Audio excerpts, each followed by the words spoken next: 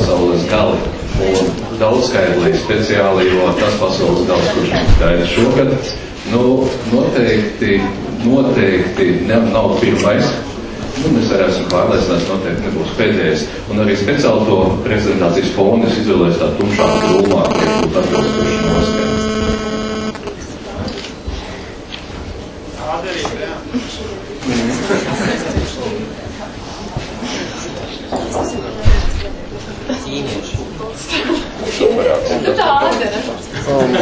Jā, Ādera.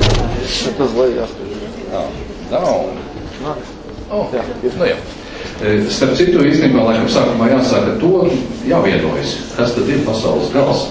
Mēs visu vienmēr uztveram, tā sakot, no sava skatu punkta, un kādā varbūt pasaules gals ir uz papēdes vai kāda cita ķibela, bet, varbūt, ka ja tā globālāk ņemam, varbūt, ka tā ir civilizācijas bojāēja, varbūt tā ir cilvēka sugas iznīkšana vai visu mūsu planētas bojāēja, tad definēt to varētu dažādi.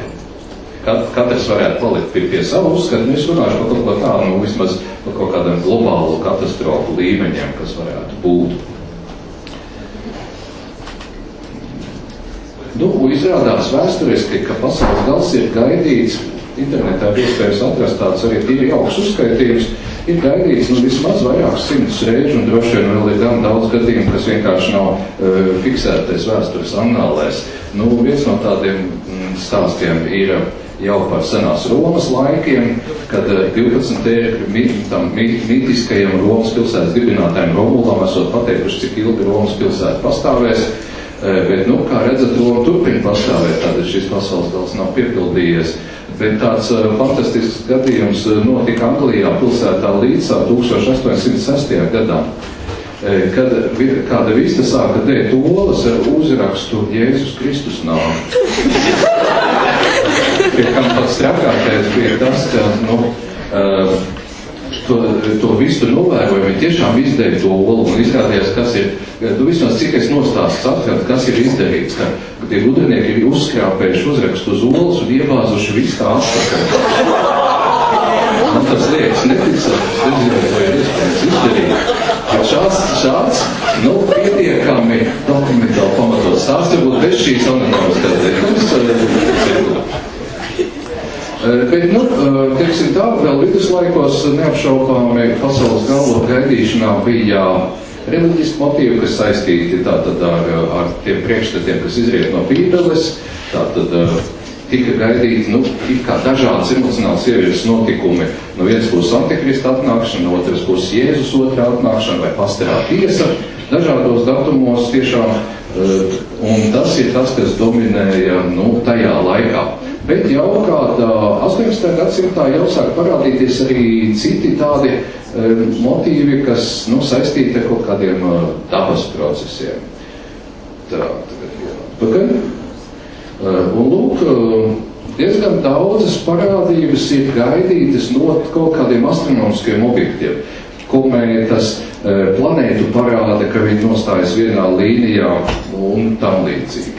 Un es tā mēģinu saprast, kāpēc tā ir. Un man doma ir tāda, ka kosmos arī mūsdienās, arī tais pašos pārsimt gadus atpakaļ cilvēku apziņā, tomēr bija kā tāda pavisam pilnīgi cita no Zemes atšķirīga vide. Savulaik jau pat Aristoteles bija piedēvējis kosmosam to pavisam citu piekto elementu ēteru. Un varbūt, ka mūsu domās kaut kādā transformētā veidā tas turpinās, kā tāda naidīga, neizprotama vide, un tas viss turpinās. Komētas ar vienu tiek uzskatīts par iespējamiem katastrofu cēloņiem. Vēl ne šogad, bet tagad jāsaka pagājušā gadā Jeļeņina komēta bija solīts, šitā garantēta tagad lidošu un ietrieksies Zemē. Lūk, tiešām aicinu iegaumēt šo seju, ja gadījumā satiksiet, esiet piesardzīgi, jo tā ir amerikāņu mājsaimniece vārdā Nancy Līdere, kura bija lielā mērā, kurai pateicoties 2003. gadā tika gaidīta planēta Nibiru. šīs tādas planētas ideja, ka tāda varētu riņķot ap Sauli, un reizēm pienāk tūklāt, ideja ir vecāka, un tā ir citi autori. Bet šai nesēja līderē esot pastāstījuši, cik planēta tieši no tīklinzē. Tas tā ir tiešā informācija, ka tāda planēta nāk, un astronomi tikai slēpi, nestāsta, un viņai jau vajadzēja būt klāt. 2003. gada maijā. Un tas bija kā tāds normāls pasaules gals gaidīts planēta, ies tūk garām Zemē, ar savu gravitācijas spēku ietekmēs zemes stāvokli, poli pārvietosies, būs milzu plūdi. Pat viens latviešu izcelsmes fiziķis, kas dzīvo ārzemēs, bija izrēķinājis, ka lielākā Latvijas teritorija būs ūdens, gaiziņš paliek viss. Tātad bija zināms, uz kurien tajā attiecīgā datumā jādodas. Bet cik cilvēku atmiņa ir īsa, ir pagājuši pat nepilni 10 gadi, un tagad nebija atkal ir izcelta saulītē. Un burtiski, ka viņai jābūt ir šogad klāt.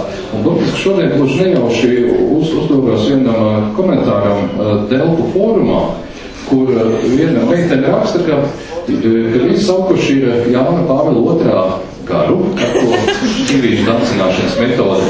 Un kāds ir ieradies un teicis, ka ir šodien šogad ieradīsies, jā, un viss, kas nav nopirkuši grīķus, tagad būs pamatīgās ziepes.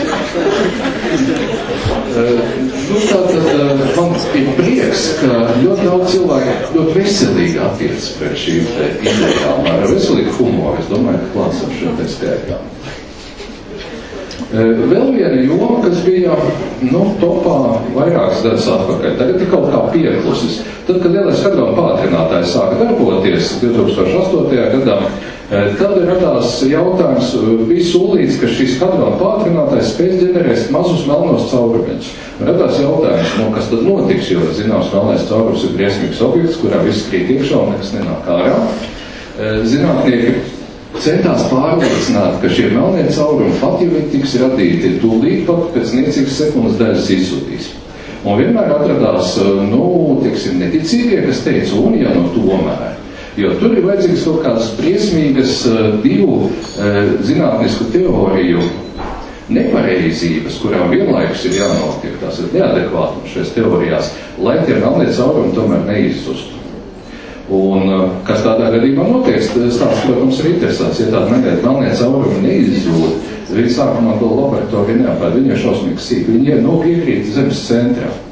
Un tur var stāvēt ļoti ilgi, pat 1000 gadu, un kad beidzot satiekas ar kādu atomu, viņi apēda lielāk, un pēc kādiem 10 000 gadu ātrākajā gadījumā Zemē varētu pienākt gals. Bet vēlreiz ir pasīdot, tas ir vajadzīgs ļoti mazvarbūtīgs divu notikumu sakritība.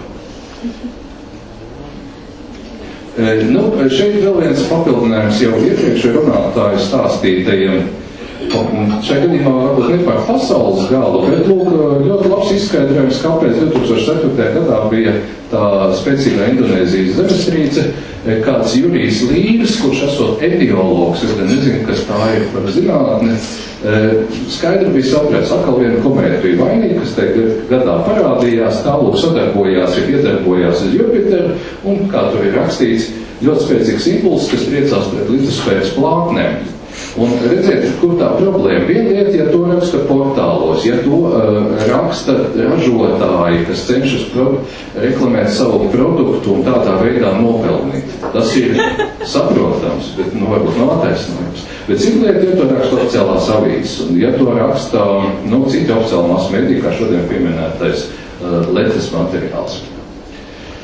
Vēl kas, kā tikko saules notiek kāds uzliesmojums, tā pie astronomiem ļoti bieži kāds masu mediju pārstāvs klāt un prasa, kas mums slikts no tā būs. Tās ir tāds tipisks jautājums, kas tiek uzdots. Nevajadzākais labs un pats burtiski absurdākais, ka pagājušos ziemas saulgriežos man kāds žurnālists vaicāja, kas slikts mums būs no ziemas saulgriežiem. Tā lieta es vēl nebija saskārusies. Bet redziet, viena lietīgi gaidīt pasaules galus, pakutināt savus nervus un varbūt kaut kādā veidā emocionāli reaģēt, bet sliktākie, ja cilvēki sāk aktīvi rīkoties, lai izvērtu pasaules galu sekām. Lūk, 1997. gadā atkal viena komēta, Heila-Boka komēta. šīs reliģiskās kustības Heaven's Gate, tātad debesu vārtu sekotāji, bija it kā ieraudzījuši attēlos, ka turēs šīs komētas lido citplanētiešu kosmosa kuģis. Šīs grupas līderis proponēja ideju, ka ir jānokļūst šajā kosmosa kuģī, jo uz Zemes notiks lielā tīrīšana, te viss tiks ies bojā. Un 39 cilvēki izdarīja pašnāvību. Tas ir īstenībā tāds briesmīgs gadījums, kur cilvēku šī uzticēšanās, citu cilvēku uzskatiem nekritiskā, neskeptiskā domāšana un pie šāda rezultāta. Bet, kad esmu jūs drusku papēdījis, paprīdinājis jāparunā par to, kas mūs gaida šogad. Tas ir pat nosaukts par 2012. gada fenomenu, tāpēc, ka tur jau nav tikai tas māju kalendārs vien, ir vēl visādas idejas apakšā, es pat varbūt nemaz nezinu, kas tad vēl galā šogad tiek gaidīts. Bet, jebkurā gadījumā, tas, formālais pamatojums ir tāds, ka tātad maijiem bija kalendārs, bet maijiem bija vairākas kalendāra sistēmas. Es neesmu speciālists, tās nepārzinu. Mazliet šajā ieskats garajā rēķinā, long count, kur ir šāds te daudzi cikli, kas, īsāks cikls ir garāks viens par otru, un beidzot šis baktons ir tā nepilni 400 gadi. 21. decembrī šogad pienāk 13. baktona beigas. Skaitlim 13 ir nozīme arī maiju sistēmā uzskatos, jo viņiem bija 13 zodiaka dalījums zodiakā 13 daļās, nevis 12, kā tas nāk no šīs senās grieķu un Eiropas tradīcijas. Bet, cik es esmu lasījis komentārus, ko saka maija kultūras pētnieki, neviens nesaka, ka maijiem būtu kādas pasaules gala pareģojuma vai kaut kādā veidā viņi gaidīt no šāda baktuna beigām kaut ko sliktu. Drīzāk otrādi liela svētki. Šeit mūsdienās 2012. gadā tas ir iztulkots citādi. Tad, ko tieši, kāpēc? Ir kāds Džons Jenkins, kurš runā par galaktisko līdzināšanos. Tā diezgan grūti uztverama ideja, ka šajā datumā nostāsies uz vienas līnijas 3 objekti. Zeme, Saule un galaktikas centrs.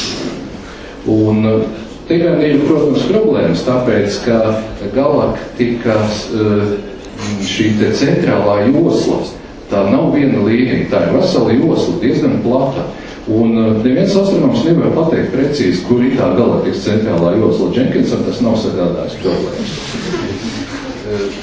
Un tas, ka nostājās uz vienas līnijas, tas atkal īstenībā neko nenozīmē. Šeit man uz vienas līnijas vairākas smukas meitenes sēžas, no tā neizdara nekādas secinājumus.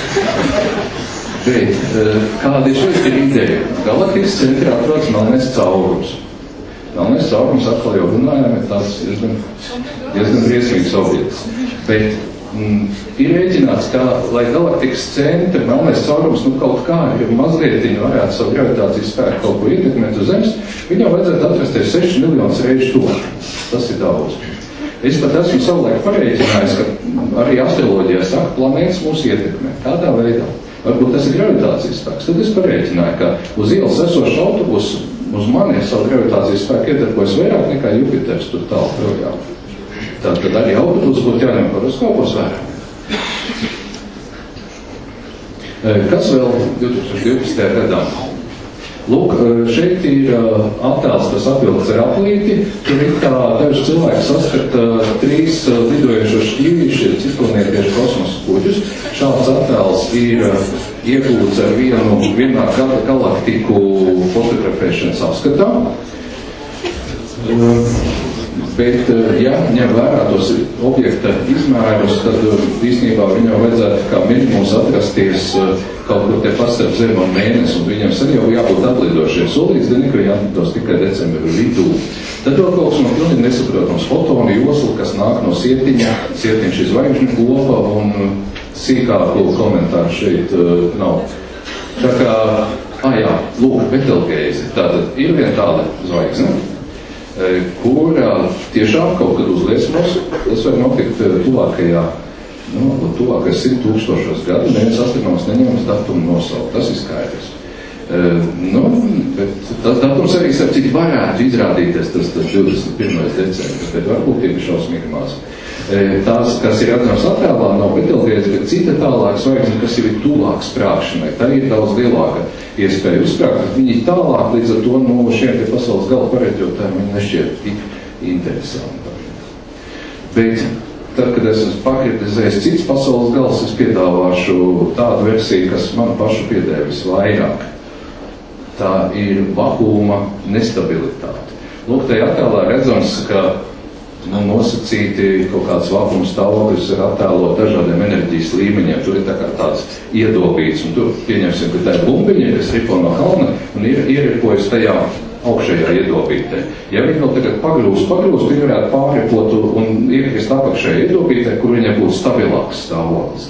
Varbūt, ka šāda situācija ir arī ar mūsu vakumu, to tukšumu, kas ir kosmosā, kurš varētu atkal ļoti maz varbūt procesa gadījumā pāriet šai zemākajā stabilajā stāvoklī.